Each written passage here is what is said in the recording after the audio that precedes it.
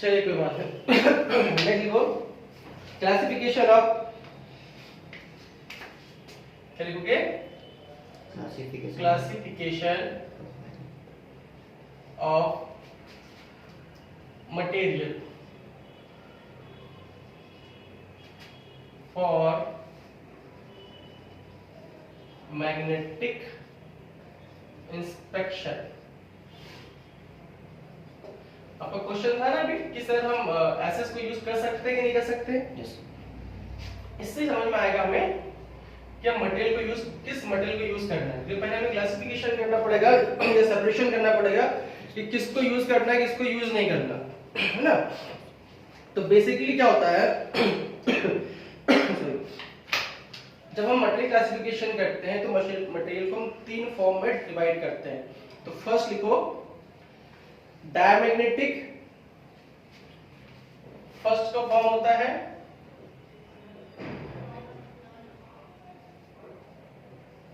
Diamagnetic, second है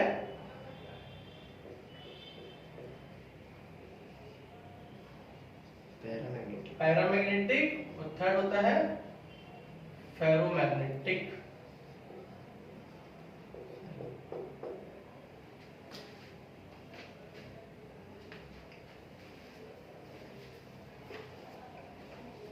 हो गया? यस।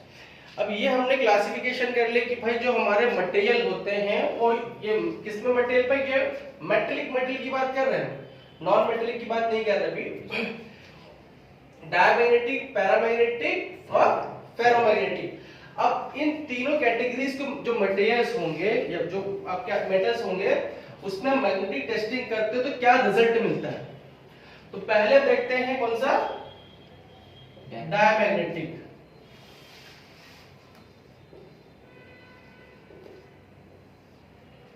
डायमैग्नेटिक मटेरियल में जब हम मैग्नेटिक इंस्पेक्शन करेंगे तो हमें कैसे रिजल्ट मिलेंगे। हाँ, तो इसमें लिखिए क्या लिखोगे इसमें, a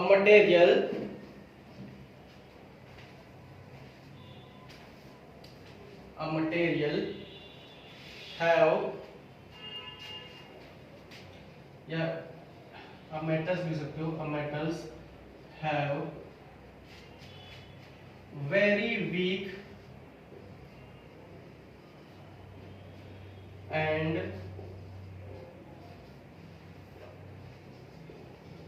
negative suspectivity, very weak and negative suspectibility to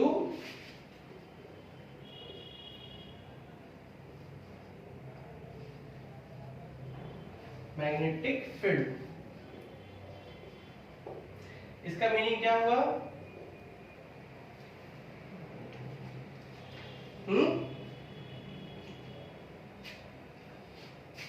इसका मीनिंग क्या हुआ?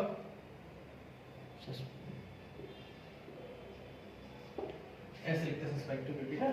इसका मतलब ये हुआ कि जैसे फॉर एग्जांपल ये हम बना लेते हैं ना, ये मैग्नेट है, ये कोई मेटल ले लेते हैं हम, है ना, जैसे गोल्ड। गोल्ड समझते हो, सोना चांदी। यस। कोई मेटल प्लेट ऐसी होती है ना, क्या बोलते हैं उसको, बिस्किट वगैरह बोलते हैं ना, यस। गोल्ड की बार। अब इसमें हम मैग्नेटिक फील्ड अप्लाई कर रहे हैं, दो ही केस होते हैं, या तो परमानेंट मैग्नेट से अप्लाई कर सकते हैं या इलेक्ट्रोमैग्नेटिक फील्ड से। तो जैसे इसमें हम अप्लाई करते हैं, जैसे यहाँ पे हमने योग रख दिया ऐसे, तो हमारे हिसाब से कैसा होता है, ऐसा करंट आना चाहिए था, है ना, ऐसा आना चाहिए था। तो जैसे हम इसमें अप्लाई करते हैं डायमैग्नेटिक मटेरियल में कोई रिस्पांस नहीं मिलता। रिस्पांस मतलब इसके अंदर के जो मेटल्स है ना, वो पर्टिकुलर जो डोमेन्स हैं वो एक्टिव नहीं होते हैं, या इस मेटल के अंदर जो पार्टिकल्स होते हैं, छोटे पार्टिकल्स होते हैं, वो एक्टिव नहीं होते हैं, अट्रैक्टिव नहीं होते, जहां कि वहीं सोए रहेंगे। तो इसका मतलब क्या हुआ कि इसको ये मटेरियल जो था मैग्नेटिक फील्ड से बनती ही नहीं है। वो एक मेटल है very weak and negative susceptibility to magnetic field. मतलब इसमें वो जनरेट ही नहीं हो रहा है बहुत। जैसे नॉन मेटल में जैसे होगा वैसे सिमिलर मतलब इसमें होगा। नॉन मेटल, हाँ नॉन मेटल में जैसे प्लास्टिक में मैग्नेटिक फील्ड नहीं बनेगा आपका, लकड़ी में नहीं बनेगा, और बहुत सारी चीजों में नहीं बनेगा, है ना। तो वैसे ही गोल्ड हो गया, सिल्वर हो गया, इनमें मैग्नेटिक फील्ड नहीं बनेगा। ठीक है, ये हो गया एंड। आगे लिखो, अ diamagnetic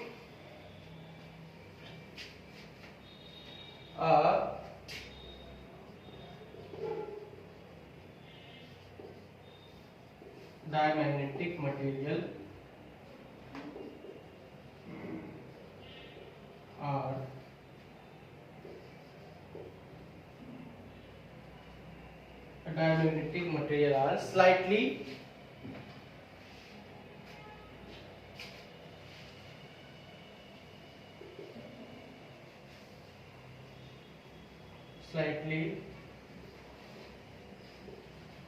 repelled by magnetic field। मतलब कोई रिस्पांस आपको नहीं मिलेगा। रिपेल्ड मतलब होता है रिटर्न करना। मैग्नेटिक फील्ड आपने अप्लाई किया, उसने अब्सॉर्ब नहीं किया, जैसे वैसे वापस कर दिया। ठीक है, एंड मटेरियल डज नॉट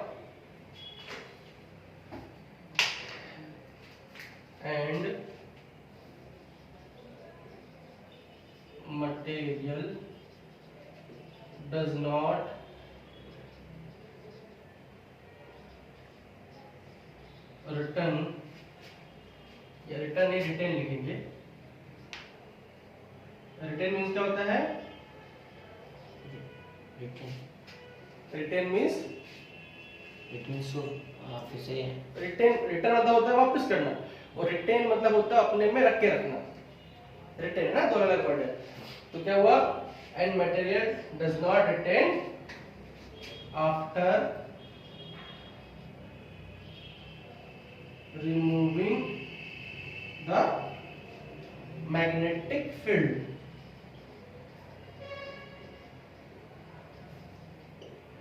मतलब क्या हुआ, इसका मीनिंग क्या हुआ कि हमने मैग्नेटिक फील्ड अप्लाई किया, गोल्ड ने कोई रिस्पांस नहीं किया, लेकिन जब हमने मैग्नेटिक फील्ड वापस भी निकाल लिया, तब जब उसने पहले रिस्पांस नहीं किया था, तो उसने उस मटेरियल ने कोई, इसके अंदर कोई मैग्नेटिक फील्ड स्टोर नहीं हुई, मतलब चार्ज नहीं हुआ।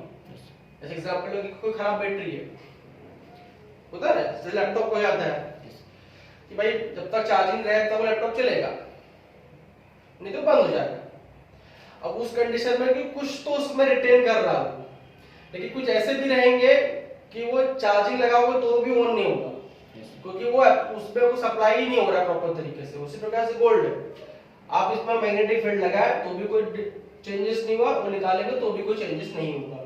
तो फॉर एग्जांपल कौन कौन से मटेरियल निकलो, फॉर एग्जांपल आयरन, गोल्ड और सिल्वर, किस एग्जांपल है?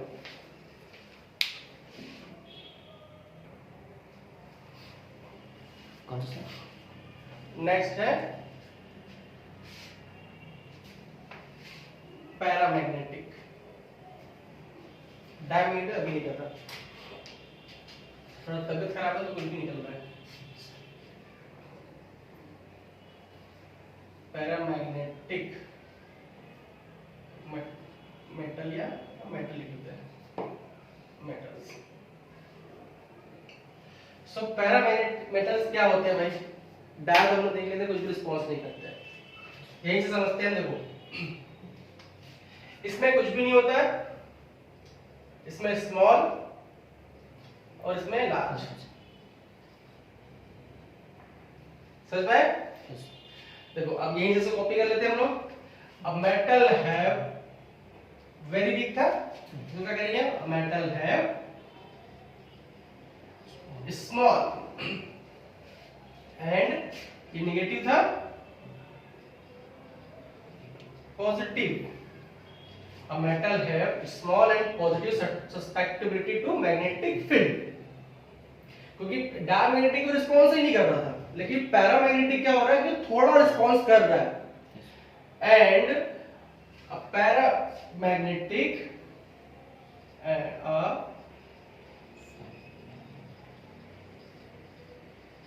Paramagnetic material are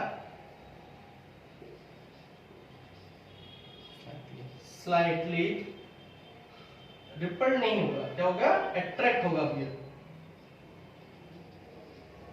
slightly attracted by magnetic field. समझ में? Yes. डायमैग्नेटिक मटेरियल था हमारा, कुछ भी रिस्पॉन्स नहीं कर रहा था, लेकिन जो पैरामैग्नेटिक मटेरियल है, ये हमने कोई मेटल रखा है जिसे बोल देंगे पैरामैग्नेटिक, इसमें जैसे हमने मैग्नेटिक फील्ड अप्लाई किया, वो क्या कर रहा है, थोड़ा थोड़ा रिस्पॉन्स दे रहा है। जैसे छोटे में आपने देखा होगा कि चेयर पे बैठा हुआ है, जैसे कोई अप्लाई करता है, फोर्स अप्लाई करता है तो क्या होता है, फोर्स स्टोर करता है, और जैसे टेस्ट लगाओगे तो उस करंट दिखता है ना, एनर्जी अब्सॉर्ब हो जाती है। उसी प्रकार से जब पैरामैग्नेटिक मटेरियल्स होते हैं वो स्मॉल क्वांटिटी में पॉजिटिव लेते हैं, लेकिन जैसे ही मटेरियल जो होता है हम रिमूव करते हैं मैग्नेटिक फील्ड को, उसमें प्रॉपर्टी रिटेन नहीं करता वो। It means a material does not retain after removing the magnetic field. जगह लिख सकते हैं यहाँ पे, a metal does not retain the magnetic property,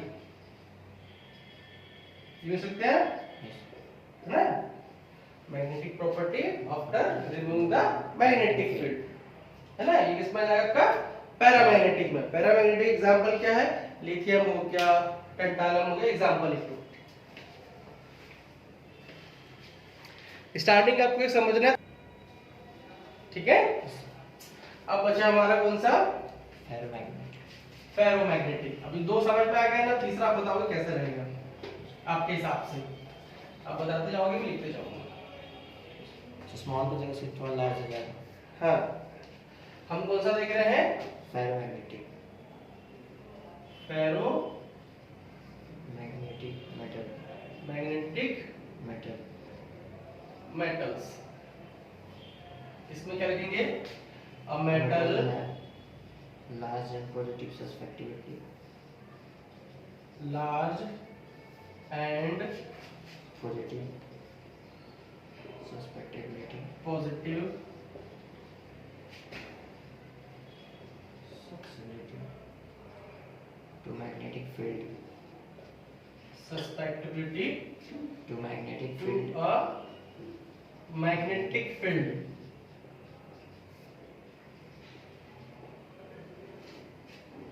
इसके आगे और फेरोमैग्नेटिक मटेरियल्स आर, चलो स्लाइटली किया था कुछ यहाँ पे लिखेंगे, दे exhibit a strong attraction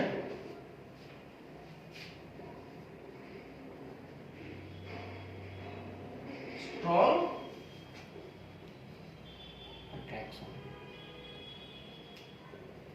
attraction काफी अच्छा इसको अट्रैक्शन रहेगा। किसके लिए अट्रैक्शन रहेगा, फेरोमैग्नेटिक नहीं फेरोमैग्नेटिक मटेरियल है ना, अट्रैक्शन टू मैग्नेटिक फील्ड।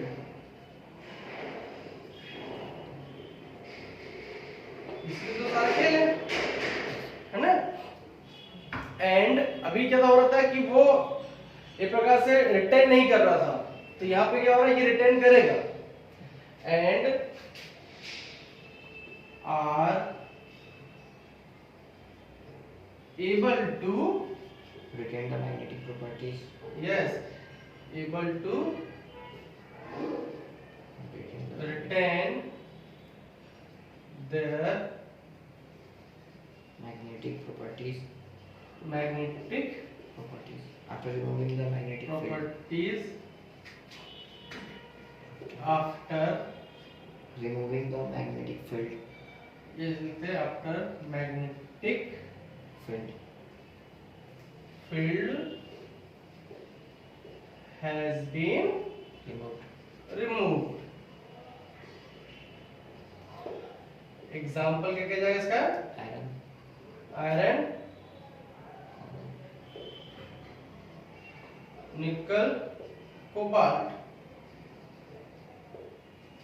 इस एग्जाम्पल है। क्लियर हो गया फेरोमैग्नेटिक मटेरियल। देखो अब इससे आपको समझ में क्या है कि हमें डायमैग्नेटिक पे मैग्नेटिक टेस्टिंग नहीं करनी है, पैरामैग्नेटिक पे टेस्टिंग नहीं करनी है, हमें किस पे करनी है? फेरोमैग्नेटिक मटेरियल पे। तो हम अब मैग्नेट टेस्टिंग से क्लियर हो गया हमारा माइंड, हमने मटेरियल क्लासिफिकेशन कर लिया कि हम टेस्टिंग उस मटेरियल पे करेंगे कि जिसमें लार्ज एंड पॉजिटिव सस्पेक्टिविटी मिले और मैग्नेटिक फील्ड को रिमूव करने के बाद भी उसमें मैग्नेटिक फील्ड रिटेन होना चाहिए, तभी तो मैग्नेटिक फील्ड भी टेस्टिंग करेंगे। अब कुछ में क्या होता है, पैरामैग्नेटिक मटेरियल्स होते हैं जिसमें हमें टेस्टिंग करना पड़ रहा है, तो फिर प्रोसेस होती है कंटीन्यूअस मेथड में उसको अप्लाई करते ही रहेंगे, थोड़ा तो रिस्पांस मिलेगा ही मिलेगा। इसमें भी जाएंगे तो मटेरियल जो होते हैं सॉफ्ट कैटेगरी के होते हैं और हार्ड कैटेगरी के होते हैं। सॉफ्ट कैटेगरी के होते हैं धीरे धीरे मैग्नेटाइज होते हैं और धीरे धीरे डिमैग्नेटाइज होते हैं, और हार्ड कैटेगरी जो होती है वो बहुत जल्दी मैग्नेटाइज होते हैं और बहुत जल्दी डिमैग्नेटाइज होते हैं। और एग्जांपल देख लेते हैं, तो आजकल चाइना के जो मोबाइल बड़े फेमस है बैटरी के लिए, उसके देख देख के सारी लगभग चेंज हो गया। पहले क्या था, अगर बात करें हम एंड्रॉइड की बात कर ले ना, एंड्रॉइड फोन आज के टाइम में बहुत फेमस है, और आईफोन। आईफोन के लिए पहले से इसमें भी कस्टमर रहा पहले आईफोन का। सबसे परेशानी क्या है, बैटरी के बारे में बात कर रहे हैं, 1 ईयर तक बढ़िया रहेगा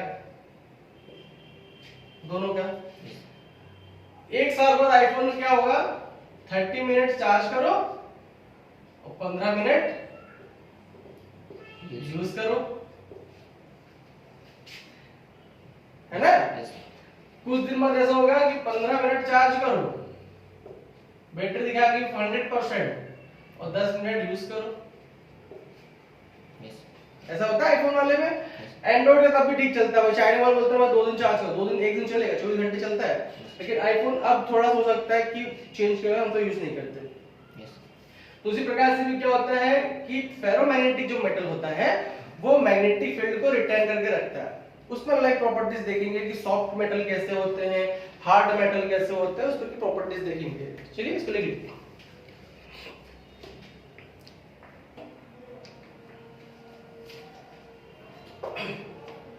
क्या देखना है, एमपीआई इंस्पेक्शन।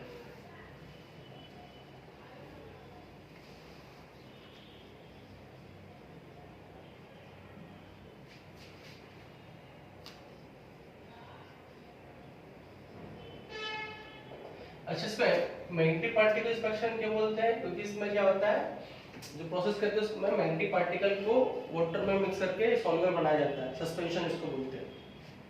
लिक्विड में मैग्नेटिक पार्टिकल को यूज किया जाता है और आज इसको यूज करते हैं। तो यही प्रोसेस देखेंगे कैसे होता है, ठीक है। सो पहले हमने क्या देखा था,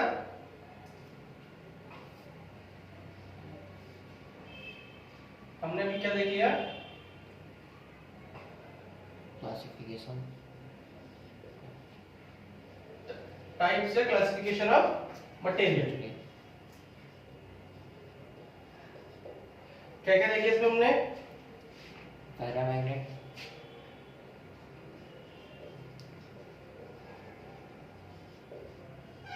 पैरामैग्नेटिक, पहला डायमैग्नेटिक था वैसे, डायमैग्नेटिक, पैरामैग्नेटिक और हमारा फेरोमैग्नेटिक, जिसका हमें किस पे इंस्पेक्शन करना है, फेरोमैग्नेटिक में। अगर बात करें टाइप ऑफ प्रोसेस पे जाएंगे,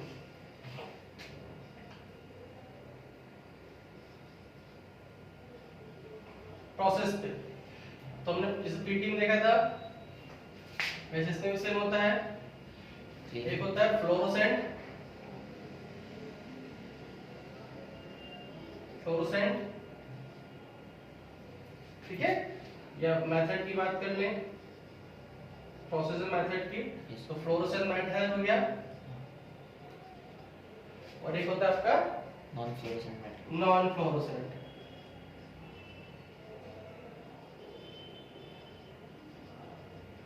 नॉन फ्लोरोसेंट मींस क्या होगा, वही विजुअल, है ना, व्हाइट लाइट में। जैसे हमने पीटी में देखा था, इसमें फ्लोरोसेंट वाले की बेसिक रिक्वायरमेंट क्या होती है, ब्लैक लाइट, ब्लैक लाइट हमें चाहिए, या इट मींस डार्क एरिया में करेंगे हम लोग इंस्पेक्शन। किससे करेंगे? यूवी लाइट से, हाँ है ना? yes, व्हाइट लाइट की मैक्सिमम कितना रहेगा इंटेंसिटी? 50 nm 50 लक्स, हाँ सर yes, है ना? अगर हम नॉन फ्लोर मेथड से करेंगे तो क्या होगा? व्हाइट लाइट में करेंगे yes,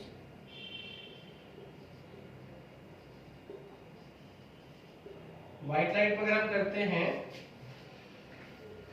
तो हमें क्या चाहिए? सनलाइट या artificial? artificial light white light की इंटेंसिटी कितना रहेगा? 800 to 1000 800 टू 1000 lux लक्स। ये तो याद ही हो गया आपको, है ना? अब इसमें क्या होता है, जो फ्लोरोसेंट मेथड में कैसे करते हैं, जब मेथड यूज करेंगे बाकी इसको अच्छे से देखेंगे। इसमें क्या होता है फ्लोरोसेंट वाले में, पार्टिकल्स प्लस लिक्विड को ऐड करके जो बनाया जाता है उसे बोलते हैं सस्पेंशन। क्या बोलेंगे इसे? suspension सस्पेंशन बोलते हैं, मतलब एक घोल बनाया जाता है। पार्टिकल किसका रहेगा? ये इसका फेरोमैग्नेटिक मटेरियल का, जो आपको अट्रैक्टिव हो ना। तो पार्टिकल प्लस लिक्विड मिलेंगे, वाटर यूज सकते, वाटर यूज कर सकते हैं, लिक्विड को वाटर भी यूज सकते हो, इसमें कोई डाउट नहीं कि वाटर ही है ना? तो पार्टिकल और वाटर को मिक्सअप करके घोल बनाया जाता है, एक लिक्विड बनाया जाता है जिसको सस्पेंशन बोलते हैं, ठीक है? और इसे टेस्ट किया जाता है किसमें? डार्क एरिया में, अल्ट्रावायलेट लाइट की हेल्प से। व्हाइट लाइट में क्या होता है कि सबसे पहले क्या होता है कि आप ऐसे भी करते हैं, जो डेवलपर होता है ना, yes, डेवलपर क्या होता है? व्हाइट कॉन्ट्रास्ट देता है, व्हाइट कॉन्ट्रास्ट देता है yes, व्हाइट, क्योंकि क्या होता है, अब ब्लैक पाउडर है, ब्लैक टाइप का आपका मटेरियल है तो दिखेगा नहीं, तो व्हाइट कॉन्ट्रास्ट बनाने के डेवलपर अप्लाई कर देते हैं पहले इसके ऊपर। yes, देन क्या होगा? पार्टिकल अप्लाई करते हैं, अप्लाई टू पार्टिकल्स। सो इस टोटल मेथड को क्या बोलते हैं? Weight process. क्लियर? yes, इसे क्या बोलेंगे? dry process dry process.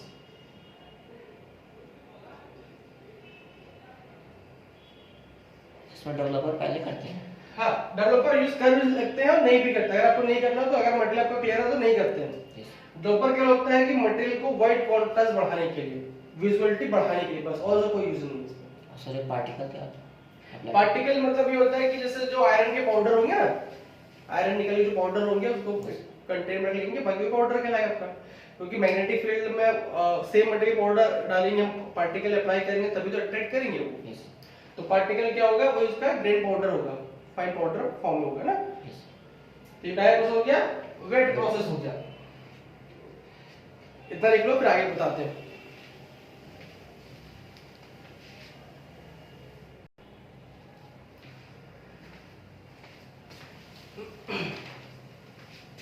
ये चार्ट समझ रहे हैं ना, इससे इसका मीनिंग ये है हमारा कि थोड़ा सा आइडिया मिल जाएगा आपको कि हमें क्या क्या कवर करना है पूरी प्रोसेस में।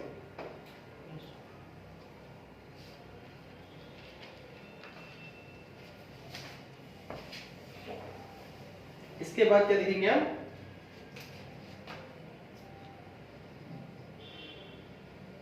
टाइप्स ऑफ टेक्निक्स, कैसे प्रोसेस करना है, मेथड कैसे करना है।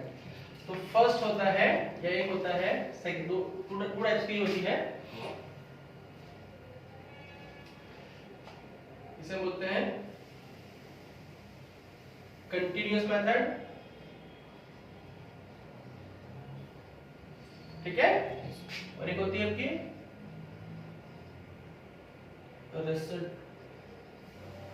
Residual, sorry, residual method.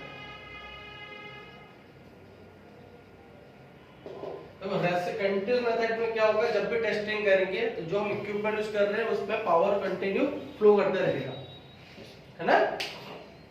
मतलब मैग्नेटाइज होने के बाद भी हम उसमें अगर इलेक्ट्रोमैग्नेटिक यूज कर रहे हैं तो कंटिन्यूस में करंट फ्लो होता रहेगा। और रेसिडुअल मेथड में क्या होता है कि एक बार मैग्नेटाइज होने के बाद हम अपने इक्विपमेंट को रिमूव कर लेंगे, क्योंकि जो फेरोमैग्नेटिक मेटल देखा वो क्या होता है कि एक बार मैग्नेटिक फील्ड जनरेट होने के बाद उसमें मैग्नेटिक फील्ड स्टोर रह जाती है ना। तो कंटीन्यूअस मेथड और रेसिडुअल मेथड देखेंगे, ठीक है, दो मेथड देखेंगे। इसके बाद इसमें क्या लिखना है, types of magnetic field.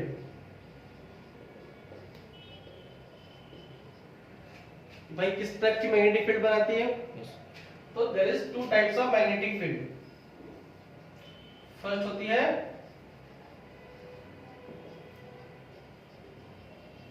Longitudinal और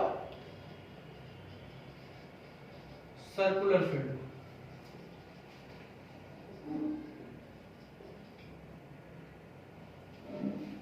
ठीक है, अब लॉन्गिट्यूडनल के लिए कौन से इक्विपमेंट यूज रहेंगे और सर्कुलर फील्ड के लिए बेस्ट इक्विपमेंट कौन से रहेंगे वो देखेंगे हम लोग। तो लॉन्गिट्यूडनल फील्ड के लिए होता है योक, है ना, इसको समझाएंगे। इसको योग क्या होता है, एक प्रकार से इलेक्ट्रोमैग्नेटिक मटेरियल होता है। इसको ऐसे दिखता है, देखो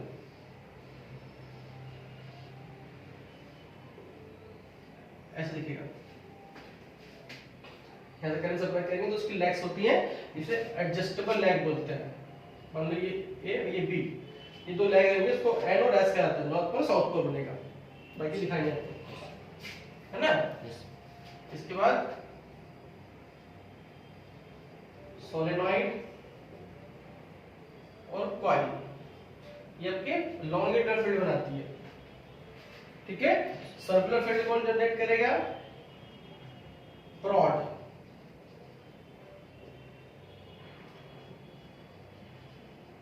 central conductor,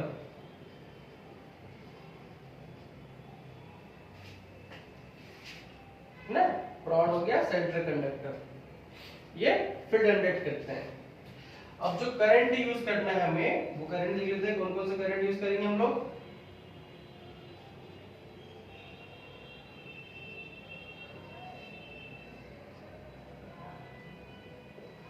AC, DC, AC current और डीसी करंट यूज करेंगे, ठीक है।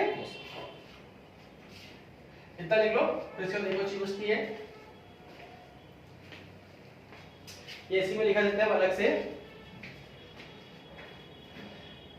सेंट्रल कंडक्टर लिखा देते हैं। इसका लास्ट टॉपिक बचता है इसमें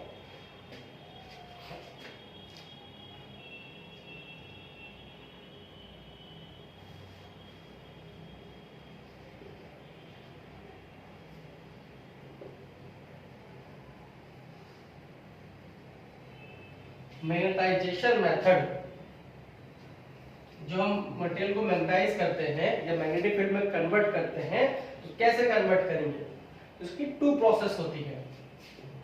फर्स्ट होता है डायरेक्ट मैग्नेटाइजेशन,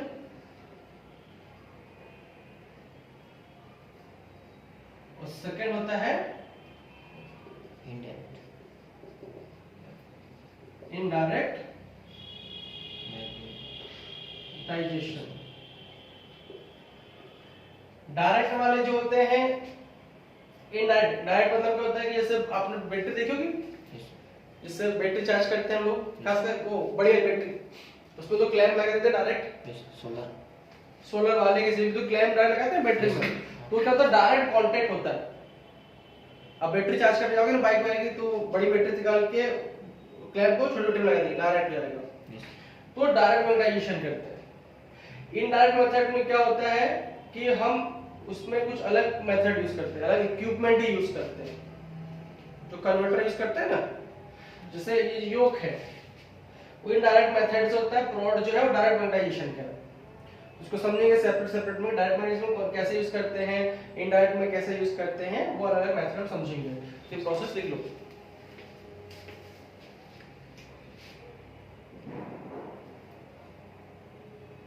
कैसा?